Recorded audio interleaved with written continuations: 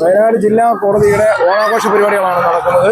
വിവിധ മത്സരങ്ങൾ രാവിലെ മുതൽ ഉണ്ടായിരുന്നതിനും ഇപ്പോൾ വടംവലി മത്സരമാണ് നടന്നുകൊണ്ടിരിക്കുന്നത്. അഭിഭാഷകർ രണ്ട് ടീമായിട്ടാണ് വടംവലി മത്സരം നടക്കുന്നത്.